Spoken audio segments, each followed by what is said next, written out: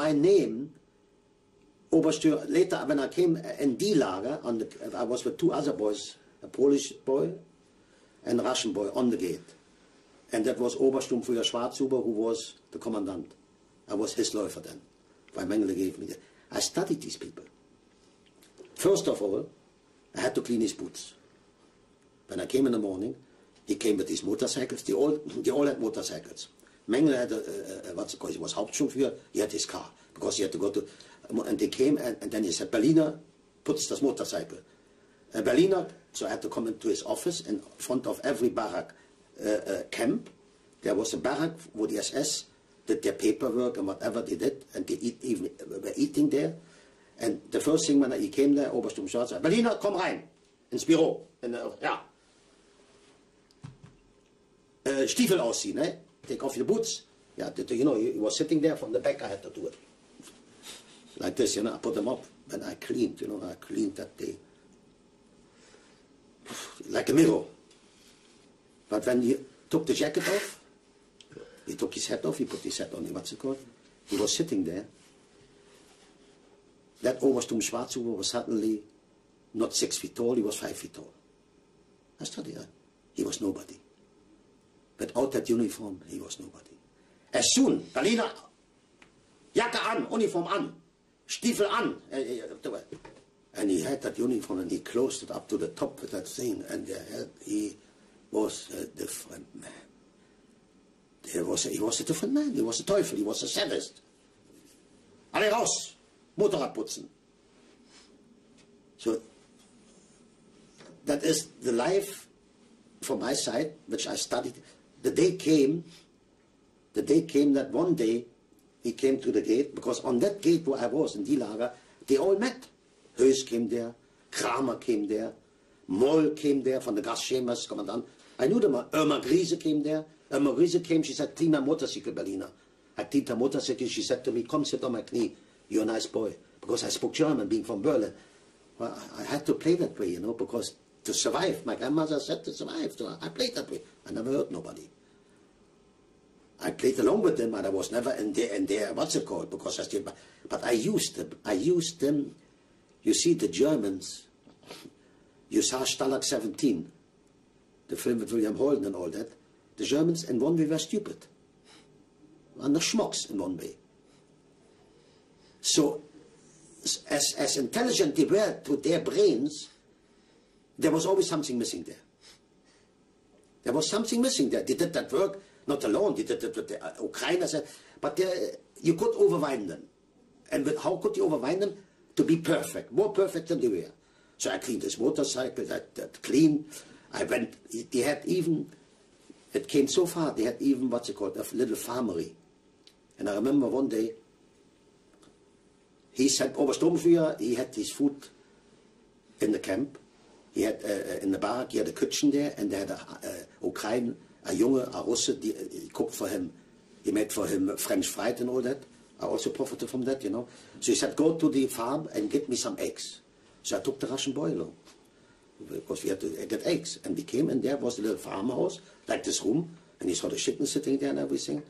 So I said to the Russian, come here. And we also went.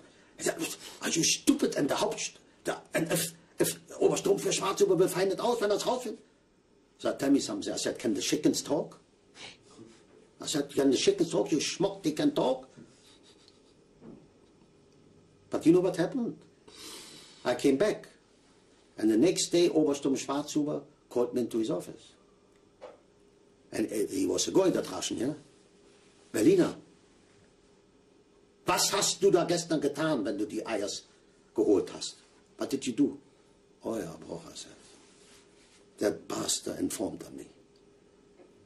But you know, there's a German word, I think in English maybe as well. Ich hasse den Verrat. Ich liebe den Verrat, but ich hasse den Verräter. I love somebody who reports you, but I hate the person who does it. I said to Obersturmführer, ich sage nichts. Hatten zusammenstehen. I don't say nothing. And ich petze nicht. I'm not an informer that way. But he respected that. The bastard respected that. He said, Berliner. if that will happen again one day, you know what's going to happen to you. Sagt alle, wegtreten. Ja, wegtreten. Oh, umgekehrt. And I went to the Rush and I told them off, you know. So everyday life, the SS came there, they came there with dogs, they stood there with 10 Alsatian dogs. When the Beutekommandos, because when they came out, the Außer commandos, they had to go along, the dogs had to go along with them. They couldn't run away. They had this with these long lines, you know. And these dogs were trained. They hated every hour, even me. They were trained on the smell from the, we had possibly the disinfection smell, was trained onto them like dogs now can find drugs properly there. So, but they all came there and they laughed and I was standing on the gate, I was standing on the gate doing all the commissions. Sometimes I had to run to the Kommandur. Sometimes then I could have gone, I went to the Zigeunerlager outside. I saw the gypsies there, these little kids there. With 4 they played the violins. We sang Nebbich. They were also. So what happened? One day, Schwarzhuber in the morning, he came there. He was standing on the gate and he said, Berliner, I'm going to shoot you. On my life.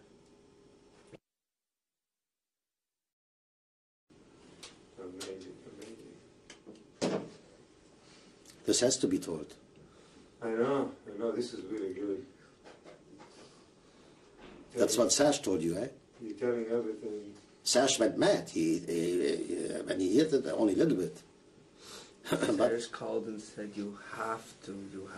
So he ran. And Serge, we were at Schwarzhuber at the gate. He's going to shoot you. Yeah. So he was standing there. He probably had, they all drunk, you know, they all had alcohol. She was standing in front of, I was standing a few yards away from him. Berliner, jetzt ist fertig, jetzt schieße ich dich tot. He took the pistol out of his, what's it called? Out of his. And he was holding like this. And I was standing, and you know what I did? Jawohl, Herr Obersturmführer. And I said, oh, yeah, but you can imagine how I felt. And I stayed, and I stayed. And he put his hands slowly down. I remember that hand. And he put his pistol back into his what's it called. And I went, if I would have run, I wouldn't have lived. If I would have run away, he would have shot. This was their sadism. I stayed, I put, and he properly, you see, psychologically, now I think about it, they must have thought, and they must have talked about me in the officer club. That Berliner Anna, he's unbelievable. He suffers and he suffers and he suffers, and he's still able to take that all. They had respect for me in one way. But the respect, they could have maybe put me into the Gashima later. I don't know. Until that day, and I did. I was an Oberhochem, you know. I was, what's it called? I played the strong man. And you can imagine, I'm not tall now. I was smaller. I had that uniform on, with boots, you know, clean. Every morning when I came to that gate, every night in the barracks, I used to put my trousers under the mattress to put my perfect looking. The next day, cleaned my teeth. I went into the cold, we had the potatoes kitchen there, I showered myself with cold water, not to get light. So when I came to the gate, my boots, Herr Obersturmführer Schwarzhuber oder Hauptstabsführer Rabetzky, 170, 835 meldet sich am Tor, 178, like this, reports on the gate. Can imagine now when I see that little kid, I can imagine I would have been in their position. This is unbelievable. After 4 or 5 months, I got stronger and stronger. The day came, very, very powerful story, telling that the day came, July, August. I didn't see the other boys. Sometimes I saw a group, they were living in the back with the Sonderkommando. Ernst Hacker said always, he said it later, and I know I gave, when I saw these boys, I gave them bread. I organized, I was outside, I helped them. But in the evening, they were closed into the barracks. But bless you, Thank you. in the barracks, and I could walk about. Nobody came to the front gate. The day Rabetzky was also bastard. Rabetzky was the worst from all. I don't know if you hear the name, it was Romanian SS. He's in all the books he is. When I look at the books, I said to my wife, this is Rabetzky, and the name was underneath Rabetzky. My wife listens all the films lately, and then she hears Schwarzhuber. She said, Hellmuth, you told me all these stories. Kramer. I said, definitely. I don't have to read the books for that. The day came, there was in July and August, the big meeting of Himmler, the high rank officers, on the crematoriums, like you go there now, they had all seats put there, and they had a meeting. Now I know what that meeting was. Then I didn't know. There was a meeting. Hitler ordered that it should go quicker, the gassing. It went too slow. But we had to march with the orchestra, with the band there, and I marched along with Rabetzky there. And there was a whole, I don't know who it was, all Moll, they were all there. Himmler saw also with his glasses, has written the books that he was in. And I whistled the march music with them. They didn't do that, you know. So when the march music was played, finished, and I whistled, then it finished, they played other music, and they were disgusting that from the, it had this, the end, a lot, that had to go quicker. I walked about. I walked about. Now I was, when I made the film, I said, sure. And then I saw a little, like a little villa in the back there. You know, a little boy, he's new, and he likes to find out. He searches. I didn't know the danger I was in, and I walked over a little bridge, and a man was standing on the door. Von der Sonne. And I went in there, I said, was ist das du? Sag, komm mal ran hier, sagt er, du bist hier in der Gaskammer. Sag ich, in der Gaskammer?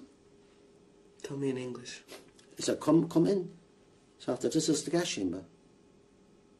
And I went in, we walked a bit, and he showed me the metal door, where he came out, and I said, is that noch Blut? Is still blood there? He said, yes, because it has to be cleaned up now. Because each time they have other transport coming in, they had to clean it, because otherwise these people would have known. These people went into these things thinking, not that they be gas. So I said to him, oh, I said, and you know what happens? They come in from the other side. I was at the back. Because they came in from the front, they went through the hole where they had to put off their clothes, that I know now. They had to hang the clothes on, they had hangers there. It says there you're going to take showers, sit down, take it easy. The SS was standing there taking kids on their arms, and you go later on, you come out, you go into the kinder. That happened before, but I was standing at where it finishes. So he says to me, they come in here, it is full up to the top. The metal, every 3 months they killed us on the commando. And we closed the door here too. And then he said, 10-15 minutes, you hear them crying and shouting. And after 10-15 minutes, he said, they open the door again, it's finished. Nobody. And then you see all the strong people on top and all the weak people on the bottom. And the strong ones on the top, he says, they have stomachs full of air or something. You see people that scratched on the walls because they want to get on top of each other. The last death fight, you know, the fight against the death. And he said, the SS goes in there before we have to work, so, with their carabiners, with the knives, and they pushed it into the stomachs that the what should go out. The air, and then the blood comes out as well. People were already flying out when the door opened up.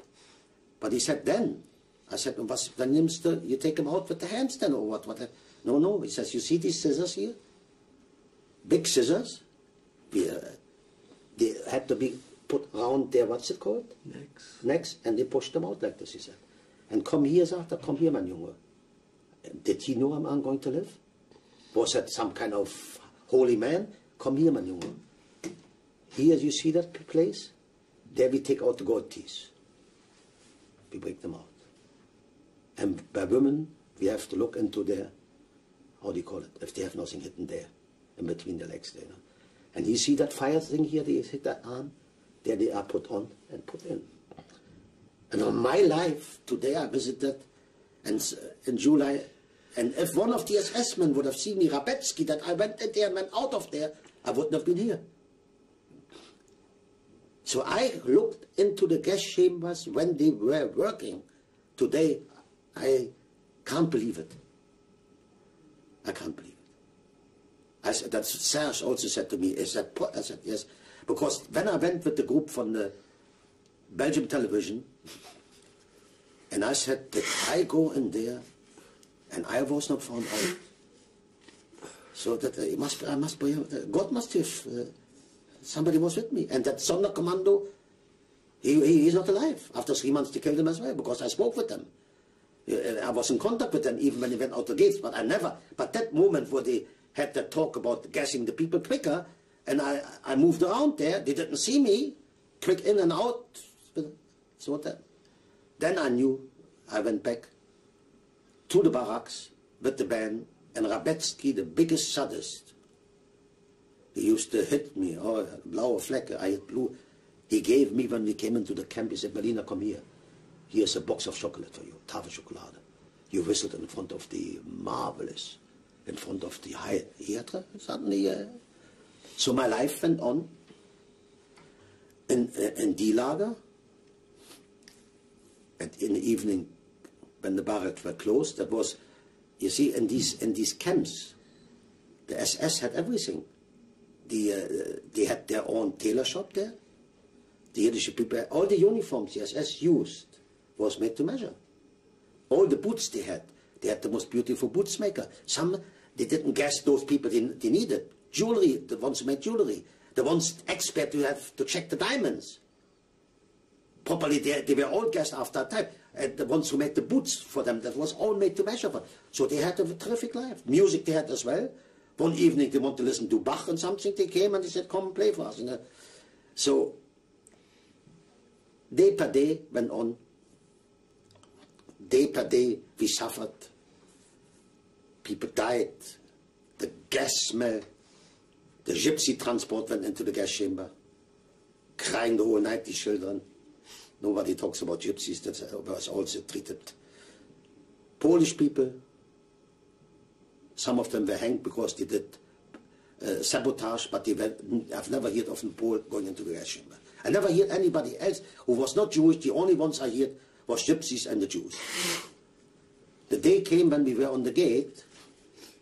Moll, Hauptscharführer Moll, was the chef von the crematoriums. In the end of 44, he came up to the gate. And he said to Obersturmfrau Schwarzhuber, I want to have a Läufer as well. And he said, can I have one? If we were three, he says, I want the Berliner. She said, the Berliner you don't get, he said. Said, the Berliner, can you imagine? I hear that the Berliner stays here. So I was, you know, they knew I did a good job as a child, cleaning and all that. If you have got somebody who does a good job. So I said, Oimar Broch. I said, I didn't want to go with him. She said, you know what I'm going to do? Moll. Have you heard of Moll? M-O-L-L. He was the crematorium chef. The biggest, saddest old. He used to shoot the women in the what's it called, and the fat man, a butcher. Most of the people were killed from him, gassed from him. He was the big man, the butcher. He said, you know, the Russian and the Hellmuth, the Berliner, let them fight. We gamble. Let them fight. The one who wins goes with me to Gleiwitz, and the one who doesn't win stay here. But you know, I hated that Ukraine. He was not. He reported me many times. He was a re-bastard, a re-antisemite. As a young kid, even, you know. So I must have given a real hitting, you know. We boxed and I must have put him down like hell. So Moll said, I won, and I didn't like it. I went into the camp and I had friends in the orchestra. The one who plays the flute was a watchmaker. The one who played the flute was a terrific. I said, he was like my little father. I said to him, listen, I should go with Moll to Gleiwitz. He said, Hellmuth, if you can get out of Birkenau, get out. Here, later probably the gas. But Birkenau is no gas chamber. Go with him. You mean? Like one? Not Birkenau, no gas chamber. The other one. The other. No, yeah, in Birkenau and Gleiwitz is no gas. Right. Moll was given Gleiwitz a camp as a commandant for the good work he did. He was, how do you call it, saluted, and he was promoted for, I didn't know, I went with the van to Gleiwitz, and that must have been in January, the beginning, and we went there.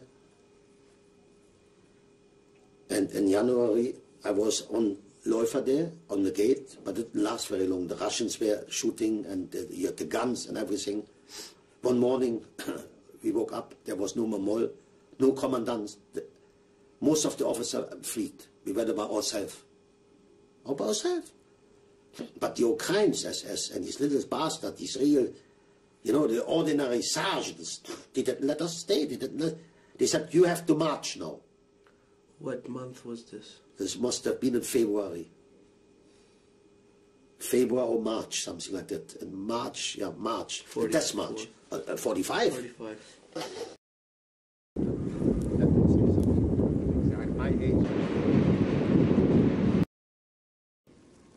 As you can see, this is the Kommandantur at that moment where the SS was sitting in.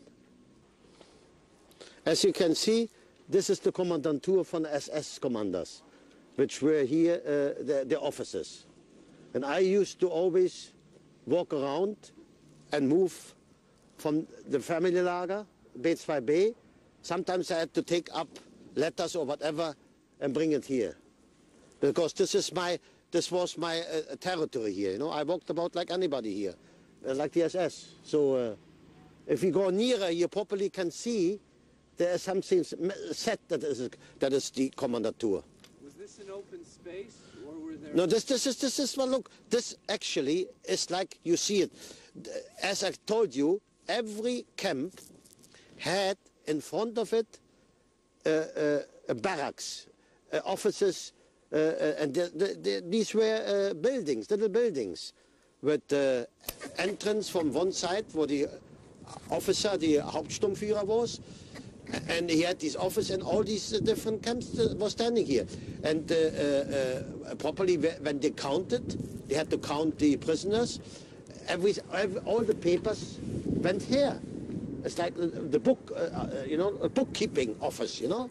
Was this considered the main entrance of each lager? Yeah, that's it, the main entrance. Because this is the entrance. Sometimes you see that, and on the back it was.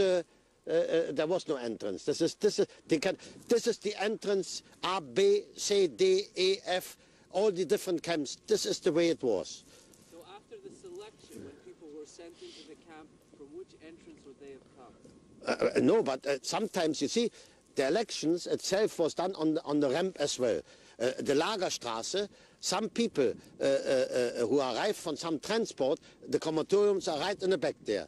So when they marched along here, and they marched into these camps, they were probably happy. But if they continue marching, they went into the gas chamber. So, but many on the ramps, to the left there, went directly into the gas chamber and through the Lagerstraße.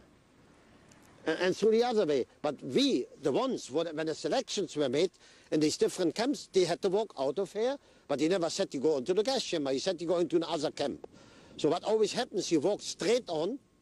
By the time you saw that you didn't go into a camp, because all these crematoriums burning here, we saw them, they knew already it's going to be finished, you know, this is going to be. The ones like us, who were the whole time in this camp, I was here a year and 2 months, we knew what's going to happen.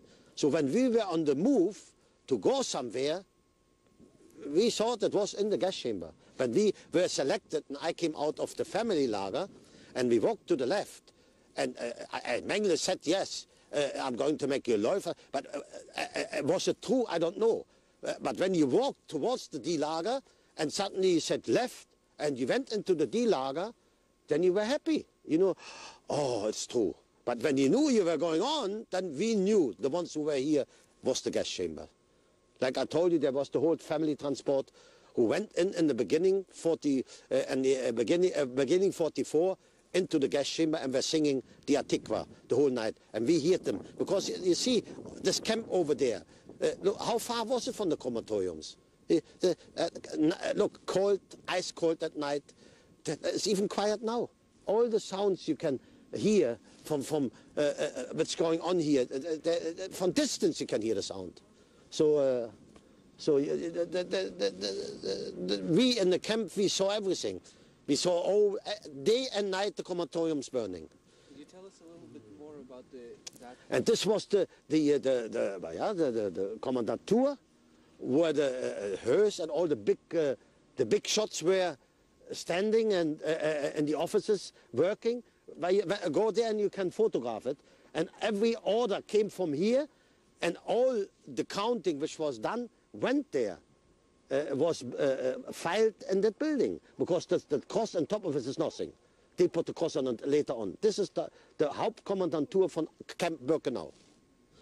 This was it. Where would roll call have taken place? Near here? Roll call, I will show it to you later on. Roll call was in the camps itself, in the barracks. That I show you in the barrack itself, roll call. And the latrines I show you as well. As you can see, we are now in B2B lager. Look around, this is where we arrived with my grandparents, which were still at that moment alive. And this is one of the barracks I stayed in. As you see, the chimney is still here. This is where the fire was made. Here were probably the beds, you know. In the front, you had the Blockälteste who had his own room, blocked, you know, with the door, which he was completely on his own. I can really see the chimney. I can see the chimney because we used to sit on the chimney. At night, when it was cold, especially in the winter, we used to sit on here, and before we went to bed, we took off our clothes, and then we were sitting, and everybody was putting up their underwear, and we were looking for fleas, you know, because fleas, if you had them, that meant that you could get typhus, flag typhus. So we searched. Actually, I see us, everybody here sitting here like monkeys, you know. Somebody helped the other in the head to look, and what we also did, funny, we had sometimes bread. We organized bread, and the bread we got, we used to toast on here, on the what's it called, and then we had some Knoblauch. What is that in English? You know, what we had yesterday. How do you call it? Which is very good for the blood. What? Garlic. Garlic, yes. And that was marvelous. You had that toast and you rubbed the garlic in, you know, and then we ate it. That was like paradise, you know. That was also organized. This is what we had in those days. We ate it at night time. And then definitely, as you see here, I mean, it's very quiet here, but I can see the noise which was in those days, you know, at night time. A lot of people shouting, a lot of people coughing. They couldn't go on anymore. They died in their beds. The whole night you hear nothing else. Oh, yeah, it was a thing. They were talking to themselves. It was a horrible nightmare. But you know, suddenly you did go to sleep because you had to have your sleep to continue your life the next day. At 3 o'clock, the capo, the Blockälteste came out, and he, out of his little room he had, and then suddenly he shouted, Appell, Appell, everybody out, and quick. And he went to the beds, and the people who could get out, they slang them out, you know. You had to be ready for the appell. By quarter past 3, they brought in some food, and we got some tea, barrels of tea. I always used to wash myself with the tea, you know, because the tea was nice and warm, and it was 25 degrees under zero. So what happens, everybody got out, old people moved about here, then you had to stood in front of the barracks and was appell. And in the beginning, we all had to learn, you see, Mützen auf and Mützen up. So when he said we had to go out with our hats, and when he said outside Mützen auf, we put them on. because it was so damn cold. So by the time we were standing there in front with 70, 100 people, how many? 200 or something in front of each barracks. And he counted us, and the SS man came, that it was Mützen up. And we had to stay like soldiers. You can imagine with that wind now, at 25 under zero. And we had to keep that up until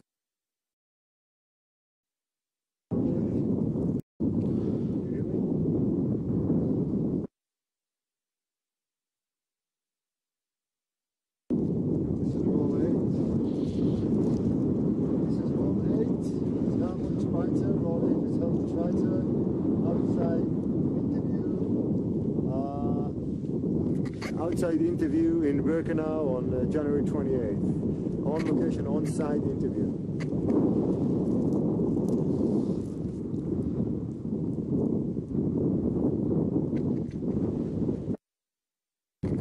Yes, we were standing here, was a lot of snow, ice, and you know, we had to be counted. So when we were counted, it was in the moment, we had our caps on, but the block elders, they counted us first. You know, 1, 2, 3, 4, how many here were? Maybe 200, 107. And then when he counted, he had a bit of paper, he had his Kontabilität, you know, his booking. And then the SS-man came up, the Hauptscharführer. And then when the Hauptscharführer came up, we had to say, Mützen, up. So we had to take him up. And you know, together like this. And then the SS-man started counting us, you know. The same as the Blockälteste. And after there were 1 or 2 people next to us, old people falling down, dying, you know, because it took a half an hour, sometimes an hour. Many were dying. Mützen up, they couldn't do that. Some, you know, like in the army, when at the beginner, when you get to the, some of them, they couldn't follow, especially the old people couldn't follow. What happened when all the counting was done from all the camps, you can imagine, all these barracks, it took an hour and a half. Then the SS, who went all around and had the whole counting from the camp, went to Obersturmführer Schwarzhuber, who was on the front, the commandant, and they gave the full counting of the camp to him. And but it was all made in the manner of discipline, you know. But sometimes it happened when we were standing that suddenly there was alarm, somebody was running away.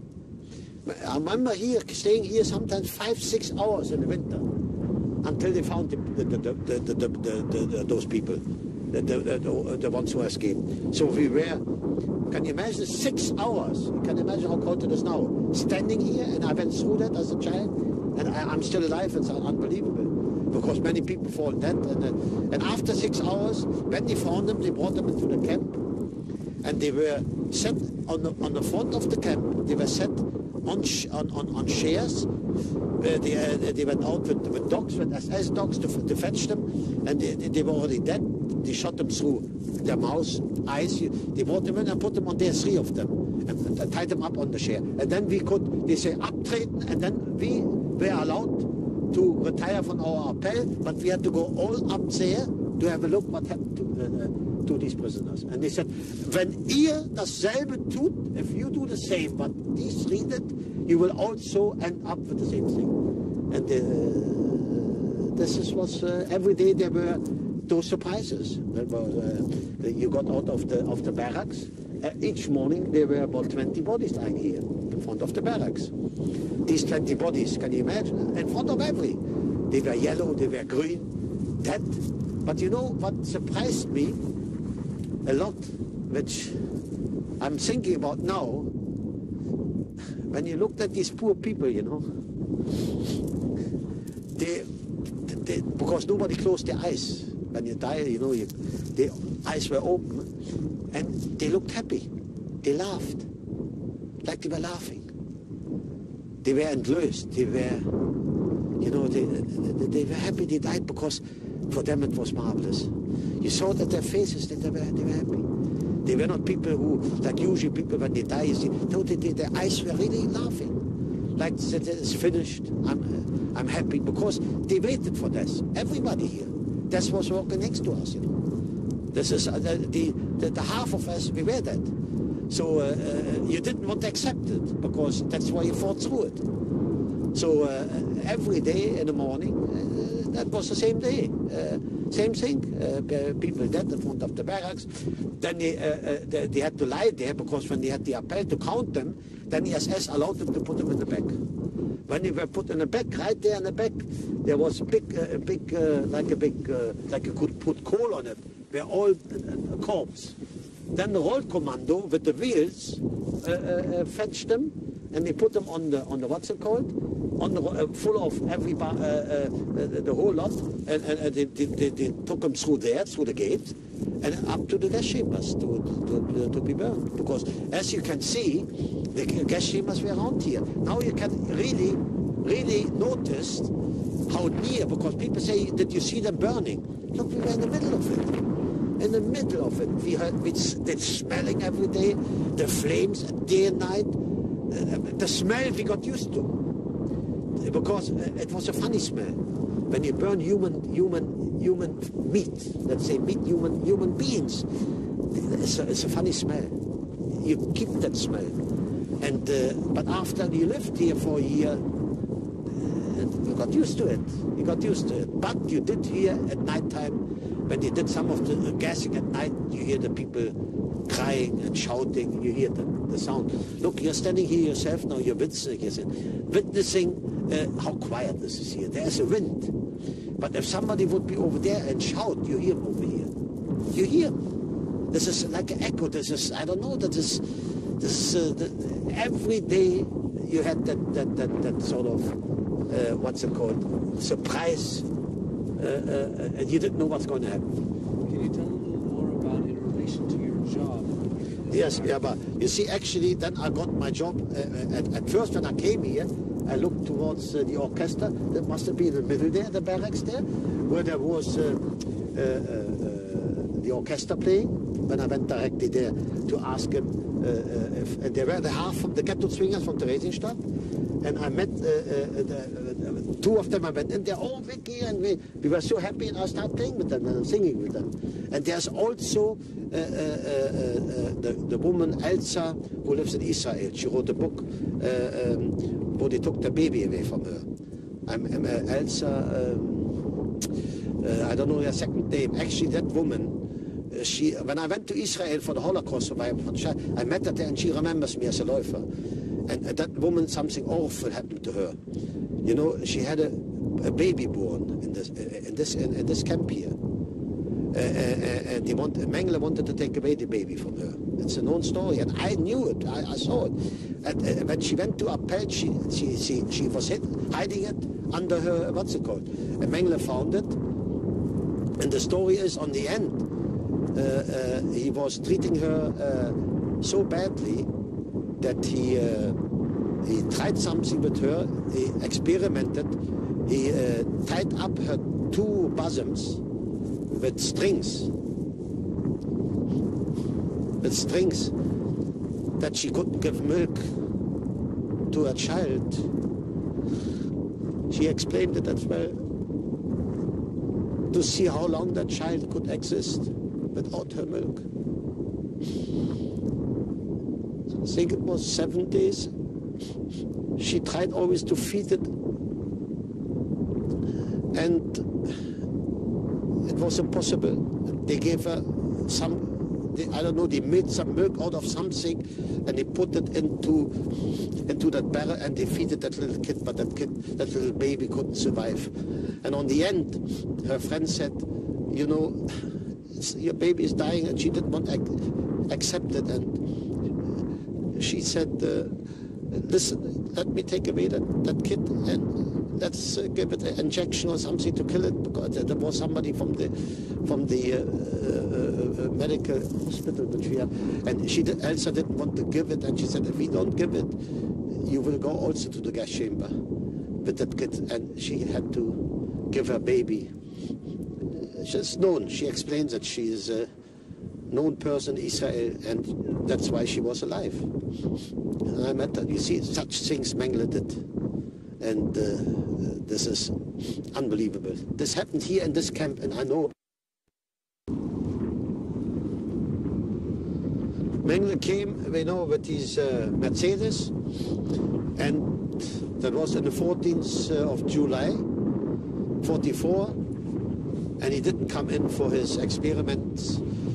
He came in and he was so sad making a selection. And it was in front of the barracks. They were a bit changed, the barracks. I don't know how they did it the day before. There was a table here, and he was sitting on the table, and we had to undress, put our clothes in here, and we had to come out in front of him. And he was usually said to, when you came in front of him naked, he said, he looked at you and he said left, and he said right, and we had to go back, undress again. So by the time that selection was finished, we knew that is the day. The ones who were, I knew, I came out, was standing with my friends here, and we were talking to each other, and we said, what's happening, what's happening? Oh yeah, Bauch. Now it's left the gas chamber. And most of the boys didn't even say anything. They were with their families, because there were about 350 children here. And the families who were the women, the women selected, he did the selection in different places in the women barracks. So everybody was moving about mad. So at that moment, when I came out, suddenly, I don't know how I did it, I saw Mengele standing there in the middle with Schwarzhuber, you know, 6 feet tall, both of them. I said, I've got to go up to him. And my friend said to me, a boy standing outside, you're mad, he's going to shoot you. I said, no. So I went up to Mengele, he was there, and I said, Herr Obersturmführer, like this, you know. And I said, Herr Obersturmführer, lassen Sie mich bitte leben. Let me be alive. I want to work for you. I want to clean your shoes. I can do a lot of work. I'm strong. I begged for my life. And he looked at me, you know, like this I was, you know, Hacken zusammen. I had already my Läuferuniform from the gate. And he looked at me and he said, Du sprichst Deutsch, von wo bist du? I said, I'm from Berlin. Ach, I'm Berliner. I said, yeah, I'm Berliner. Like this, you know. Tall man looked down on me. Okay, sagte, ich gebe dir Arbeit im D-Lager als Läufer. I turned around, I said, first of all, I said, danke, thank you, and I turned around and I marched away. As I marched away, I got near to my friend who was standing aside there, Harry, something I don't remember, he was crying. He said, Hellmuth, can't you do the same for me? Mengele was still standing quite far away. He was staying in the middle of the... I said, oh, I will try. I said, so I had the coil, I don't know, I went up again to him. I said, Herr Obersturmführer, Hauptsturmführer, Mengele, mein Freund, der da ist, der kann kein Deutsch, ist nicht möglich, dass Sie ihm auch Arbeit geben können. Was sagt er? Was willst du jetzt haben? What you want now? I said, bitte, der ist da auch jung, er kann auch arbeiten. Berliner, Berliner, ich will was machen. I will do something. He said, I took 2 matches and I will put them together. And the one who pulls the longest match will go as a Läufer to the D-Lager, and the other one goes into the gas chamber. I said, oh, yeah, Bauch. I said, you know, I have to read it myself. Anyhow, what happens? I pulled a long match. At that moment, I felt happy. Because, you know, life, you think you're not in the gas chamber. He was fighting. I turned around again. And I went back, and that boy was crying so like hell. I couldn't. The third time back. Hauptsturmführer. I said, what do you want again now? Was willst du jetzt wieder? Aber geben Sie ihm doch auch Arbeit. Der Junge kann doch arbeiten, der kann doch genauso was tun wie ich. Muss doch noch was da sein. Berliner, Berliner. That's the way he was really annoyed, but the same way, I don't know, there was a look in his face, you know, strong look. Schwarzhuber, maybe like they said, what's happening here? And he said to me, I will give him also work in the kitchen. I said, Herr Hauptsturmführer, danke. I turned around, I went to tell it to him, he was so happy. I met him 2 years later in London. But the same time as we were saved, there were 90 boys from the 350, also came to the selection, who were also for the gas chamber, were also spared. And that is, until now, nobody knows why. a possibility 55 years later we got together in Czechoslovakia with the group. They said because you talked to Mengele like this that he changed his mind and saved probably the other 90 as well.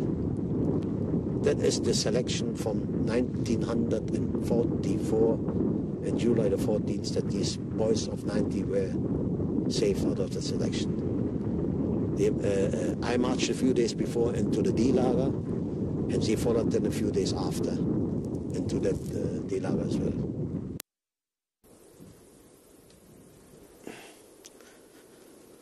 As you can see, this is D-Lager. Here was my work the last 6 months for my stay in Birkenau. I had to come every morning here and report to Rabetzky, Hauptstadtführer Rabetzky, 178-35, meldet sich am Tor. That means reports on the gate. This was my work here day by day in Birkenau. In the morning at 6 o'clock, Obersturmführer Schwarzhuber came then as well with his motorcycle and left the motorcycle here. I had to also report to him, Obersturmführer, and Berliner, name the motorcycle, take the motorcycle to clean it. This was the barrack from him. It was built barrack in wood for the officers.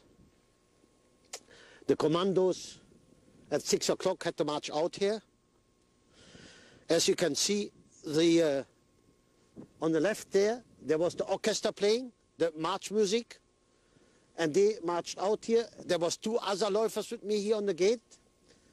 We had to stay here, but I show you left, and the other one on the right, or 2 on this side, and we had to say links, rechts, links, rechts, links, rechts, left, right, left, right. The commandos walked out wherever they had to go to build the new ramp and so on, whatever. The way they were looking, the 67, 50 kilos they weighed and they could still move about, unbelievable. But then they went out, but they were also sometimes the Alsatian dogs standing here, usually with 6, 7. And they went along with the commandos. And the SS also went with them that nobody could escape. And my daily work was here on the gate to clean the shoes from the commandant, to clean his clothes when he came in. Sometimes I had to take messages to the commandur. And my daily work was here as a Läufer when he arrived, some other SS arrived. There was sometimes days here, you had here 4 or 5 big SS officers standing here, coming here, meeting here, Kramer. But Kramer at that moment was the commandant from Birkenau, Kramer. And Heuss came, they all came sometimes here and they met together to laugh and enjoy themselves. And I had to clean all their motorcycles.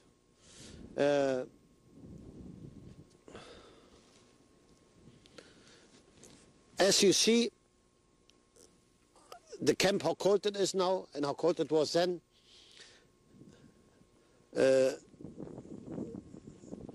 Sometimes when Schwarzhuber came into his office, in the back there was a small kitchen.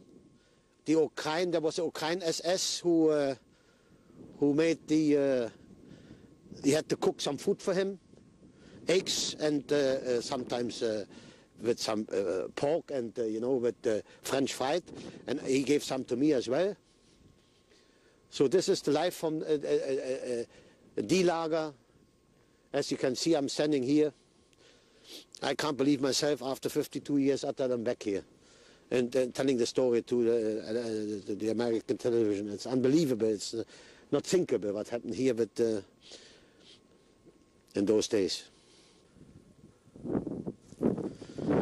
As you see, in those days I was 13.5 years of age, a little kid, a healthy kid in one way, who went through life fighting for it, And my work here was cleaning shoes, cleaning motorcycles, messages, and I survived.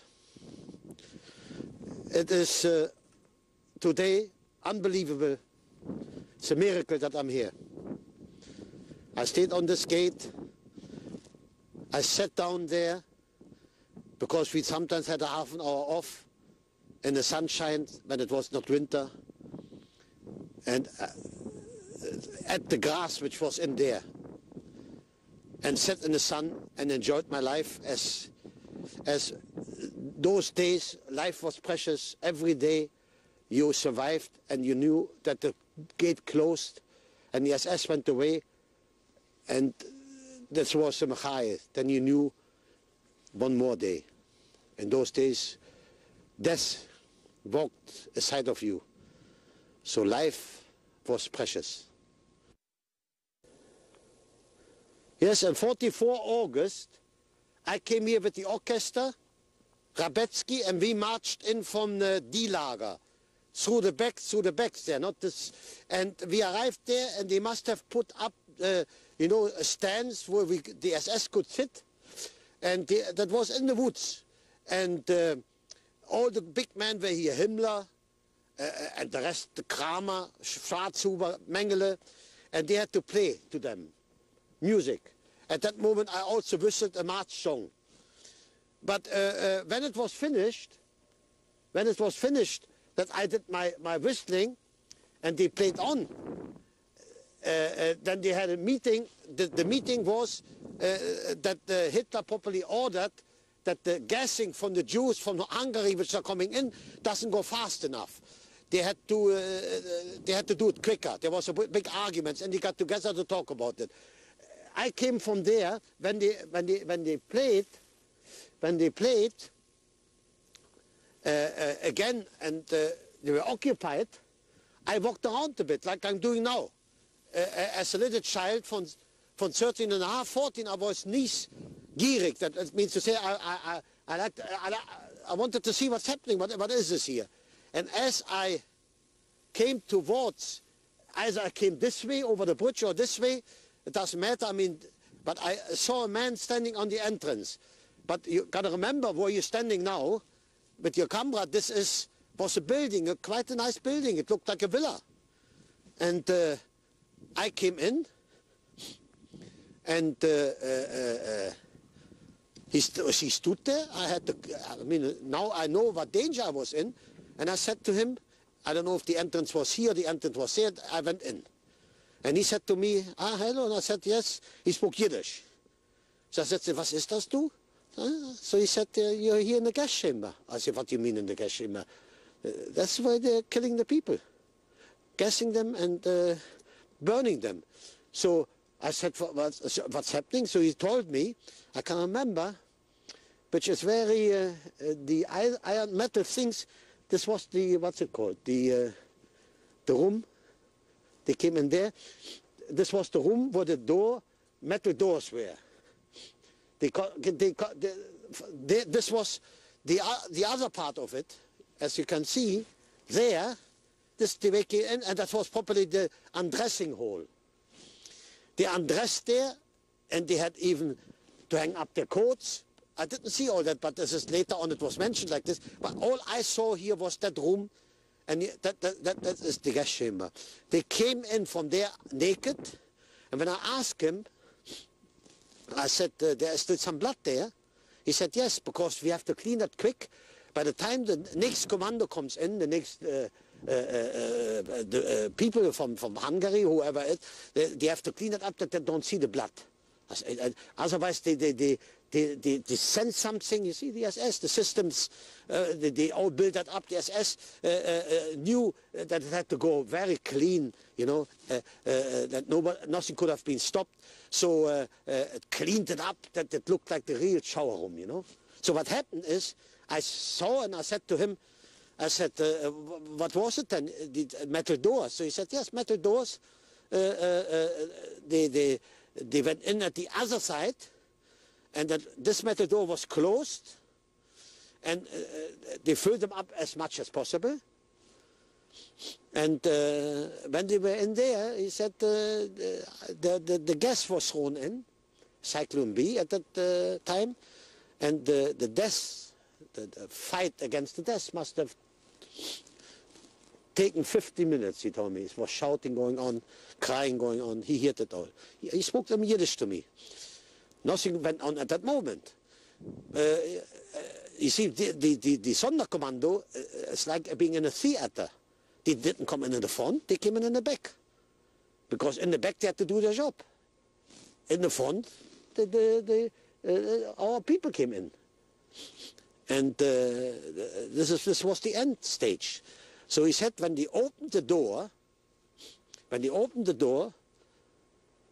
some people were falling out, but the rest inside was full of people right up to the top, to the what's it called, to the ceiling, and it was all heavy people who were on top, and all the little ones and the weak ones were on the bottom. And he said a lot of ones had big stomachs, probably because of the gas in them. And he said then the SS took the carabines, he said, and pushed it in, that the air should go out. And then there was all bloodfish also splitting out. He said people, you saw them hanging, some of them on the wall, scratching, because these walls had a lot of scratch marks from fingernails and so on. He said by the time when it was opened, and they got them out, as they took them out with your hands, he said no. So they had on the side, he has shown me, on the side they were against the wall, there were a lot of metal things. I said, what is this all? So I saw long metal things with scissors. He said we had to take that around their neck and pull them out. I said, that's the way. And he said, and when they were pulled out, and before we put them into the burning, that is properly here, the burn them, the fire, the ovens, yes, we had to take the, what's it called, there was a little table there where they took the teeth out, you know, and from women they also searched them, and they told me all that, you know, sometimes they were hidden things there as well, and underneath, and everything was, before they went into the, what's it called, to be burned, everything was searched. And I said to myself, how is it possible? They were dead already, and then they still touched those people? They didn't give them the dignity to die proper and take with them their own tools. They still touched their bodies and didn't leave it alone. Took their belongings, their private belongings from them, from the teeth and all that. How is it possible that a thing like this has happened? How is it possible? I said to him, I didn't understand. I was 13 and a half. I said, this is doch Michigan. He showed me then the ovens. They put them on the little bed there and they pushed them in. And then the flames came up, he said, and it was gone. But how, today I'm here, and I say to myself, 52 years later, how is that possible? How could the Germans have done a thing like this? The German people who were so intelligent and such a race from high culture, Mozart, Schubert, whatever, gassed our people like that and took them away from this world like this? How is it possible? How can people behave that way? Why? I'm asking the question now. Why has that happened? Why? What was behind it? Why? This is the most monstrous thing which ever happened in this world. Monstrous. And I want to say, because I'm standing here now after 52 years, to everybody beg them that it should never happen again. It should never happen again for their own children as well. Beg these people to look and see now what you see here now, the world, to tell them that it should never. I beg them to listen to me. Please, listen to me and don't ever let it happen again.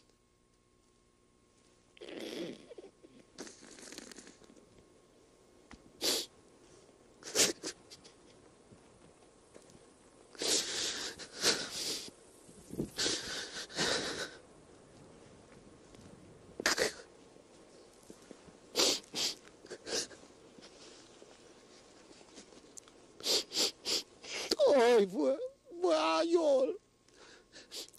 My Oma, mein Opa, meine sisters, my family, my whole people, where are you? Where are you? They are here. They are looking at us. I'm here to tell it because they can't say anything. And I'm saying it open. Listen. Listen to them.